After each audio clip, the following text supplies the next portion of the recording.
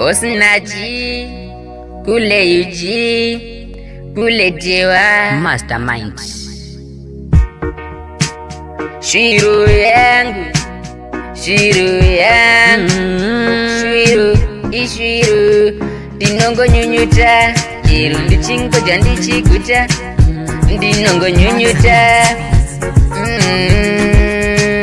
Shiru yangu ini ni mwari, ndinoda kuti ndiende mberi, ndisazofurirwa ndishamwari, vasanditera zvitangari. Shiru yangu ini ni mwari, ndinoda kuti ndiende mberi, ndisazofurirwa ndishamwari, vanonditera zvitangari. Vanoda kuti ndini ndipe ndirirombe, vamwe vanoti uyo mufudzi wemombe, asi ndozvitaura handingazvirambe. Ndoda upenyu hwangu nene ungefambe, handidi kunzi nini ndakaromba, kana kunzi uyu anotamba. Ndoda simbari wandipa kuimba, kunyangwe pandoshanda ndigowaka yangu imba. Shiru yangu ini ni mwari, ndinoda kuti ndiende mberi, ndisazofurirwa ndishamwari, dzinonditera zvitangari.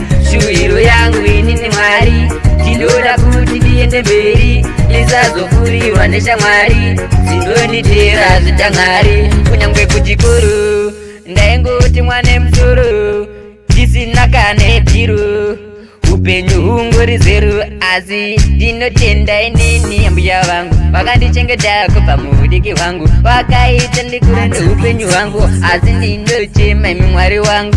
Shiru yangu ini ni mwari, ndinoda kuti ndiende mberi, ndisazofurirwa ndishamwari, dzinonditera zvitangari. Shiru yangu ini ni mwari, ndinoda kuti ndiende mberi, ndisazofurirwa ndishamwari, dzinonditera ndiende mberi. Vamwe vangoti hapana zvinozikanwa, hanzi haana mukanwa, vamwe vachingoti akatukwa, hanzi uyu anosekwa. Handide kufurirwa kudhakwa, kana kufurirwa rangwaimba, kana kutuka umai, kana kukangamwa ndabva.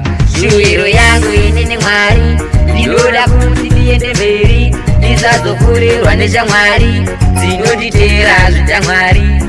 Shiru yangu ini ni mwari, ndinoda kuti ndiende mberi, ndisazofurirwa ndishamwari, dzinonditera zvitangari. Ndinoramba ndichinamata kusvika zvangu zvaita, nyangwe zvichizuma, ndinoda kungokwidza makata, ndinopinda by king by force.